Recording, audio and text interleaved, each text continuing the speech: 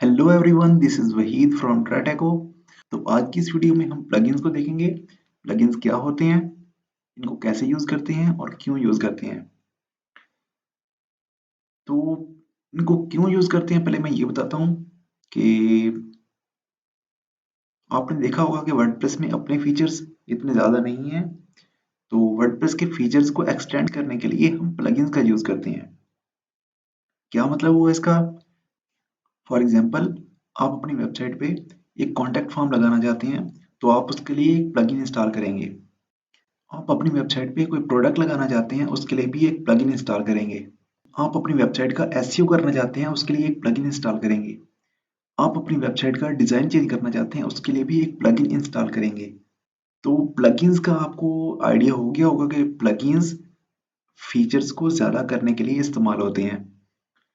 तो एक चीज़ और बताता हूँ कि हर काम के लिए अलग प्लगइन होता है। तो पहले हम प्लगइन्स में जाके देखते हैं कि इसमें क्या क्या अवेलेबल है।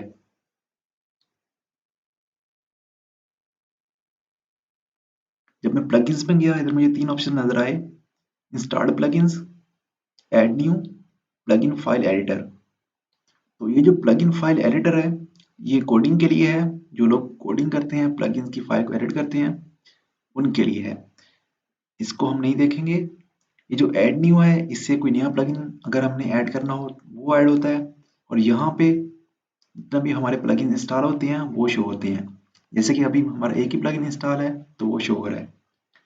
तो मैं एक नया प्लगइन इंस्टॉल करके आपको दिखाता हूँ कि प्लगइन्स कैसे काम करते हैं। ऐड न्यू पे मैं क्लिक करता हूँ। अब देखें, इधर बहुत सारे प्लगइन्स अवेलेबल हैं और इधर से हम सर्च भी कर सकते हैं किसी प्लगइन के लिए। और अगर आपने वो प्लगइन्स देखने हो जो काफ़ी ज़्यादा फेमस हैं, आप इधर क्लिक करते हैं पॉपुलर पे, और ये वो प्लगइन्स हैं जो बहुत ज़्यादा फेमस हैं। आप इधर से इनकी रेटिंग दे सकते हैं और ये इनके डाउनलोड्स हैं कि इनको 5+ मिलियन एक्टिव इंस्टॉलेशंस के 5 बिलियन से ज़्यादा लोगों ने इसे इंस्टॉल किया है। तो मैं इस प्लगइन को इंस्टॉल कर लेता हूँ।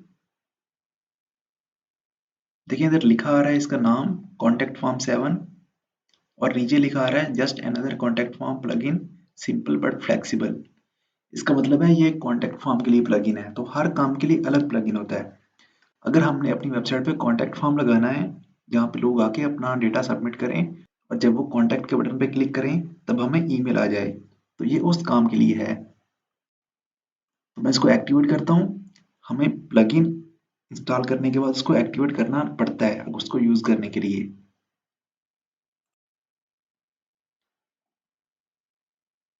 तो ये देखिए, हमारे पास 2 प्लगइन्स हो गए हैं। जब हम कोई नया प्लगइन इंस्टॉल करते हैं तो उसका कोई फीचर भी आ रहा होता है हमारे पास। जैसे कि हमने ये इंस्टॉल किया तो इसके साथ ये वाला एक नया फीचर आ गया हमारे पास कॉन्टैक्ट का। मैं इस पे क्लिक करता हूँ और ये देखें, इसने एक नया कॉन्टैक्ट फॉर्म मुझे बना के दे दिया। ये इसका पहले से बना हुआ फॉर्म है। इसका ये शॉर्ट कोड है। शॉर्ट कोड कैसे यूज़ करते हैं कि ये शॉर्ट कोड मैं जहाँ भी पेस्ट करूँगा वहाँ पे मुझे कॉन्टैक्ट फॉर्म डिस्प्ले हो जाएगा। तो मैं इसको कॉपी करता हूँ और मैं किसी भी पोस्ट या किसी भी पेज के अंदर ये शॉर्ट कोड जब मैं पेस्ट करूँगा, जो मैंने अभी कॉपी किया है, तो ये जो हमारा कॉन्टैक्ट फॉर्म है ये वहाँ पे शो होने लगेगा। चलिए मैं वो करके दिखा देता हूँ। मैं एक पेज में जाता हूँ। तो ये हमारा पेज था जो हमने कल बनाया था, कॉन्टैक्ट अस। इसको मैं करता हूँ एडिट, और एडिट करने के बाद मैं इधर नीचे ये पेस्ट कर देता हूँ। तो ये देखिए, मैंने इसको पेस्ट कर दिया जो मैंने वहां से कॉपी किया था। अब मैं पब्लिश करता हूँ और पब्लिश करने के बाद मैं अपना पेज को देखता हूँ इधर से।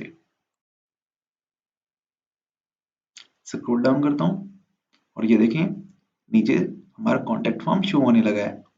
यहाँ पे नेम का फील्ड है और ये ईमेल की फील्ड है, ये सब्जेक्ट की, ये मैसेज की, और ये सबमिट का बटन है।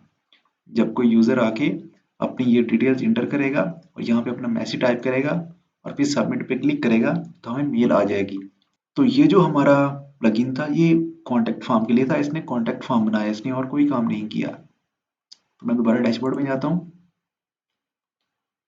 तो एक चीज आपने और समझ लेनी है कि ये जो प्लगइन्स थे, ये मैंने सिर्फ प्लगइन्स का बताया, मैंने इस खासकर इस प्लगइन का नहीं बताया। आपने सिर्फ ये समझना है कि प्लगइन्स काम क्या करते हैं। और एक क्वेश्चन आपका और होगा कि हमें कैसे पता चलेगा कि कौन सा प्लगइन किस काम के लिए है और कौन सा प्लगइन बेस्ट है इस काम के लिए। तो इसकी एग्जांपल आपको मैं ये देता हूँ कि आपने अपने मोबाइल में प्ले स्टोर यूज किया होगा। जब आपने फर्स्ट टाइम मोबाइल यूज किया था तब आपको प्ले स्टोर की काफी सारी ऐप्स का नहीं पता था, लेकिन टाइम के साथ साथ आपको ऐप्स का पता चलता गया और आपको अभी पता है कि कौन सी ऐप किस काम के लिए बेस्ट है। तो इसी तरह ये जो प्लगइन्स हैं ये भी टाइम के साथ साथ आपको पता चलते जाएंगे कि कौन से काम के लिए कौन सा प्लगइन बेस्ट है। और इस कोर्स में हम जो बेस्ट प्लगइन्स होंगे उनको यूज भी करेंगे एक एक करके। तो आज की क्लास में हमने सिर्फ इतना समझा कि प्लगइन्स क्या होते हैं और कैसे काम करते हैं और इनको हम क्यों यूज करते हैं। तो ये चीज़ आपने अच्छी तरह अपने माइंड में रख लेनी है। और ज़रूरी नहीं कि आप जब इसकी प्रैक्टिस करें तो इसी प्लगइन से करें, आप किसी और प्लगइन को भी इंस्टॉल करके उसकी प्रैक्टिस कर सकते हैं। आपने अपने माइंड में बस ये चीज़ रखनी है कि प्लगइन्स वर्डप्रेस की फंक्शनैलिटी को इंक्रीज करने के लिए, उसकी फीचर्स को एक्सटेंड करने के लिए यूज होते हैं। तो आज की क्लास में बस इतना ही और मिलते हैं फिर अगली क्लास में। तब तक के लिए अल्लाह हाफिज़।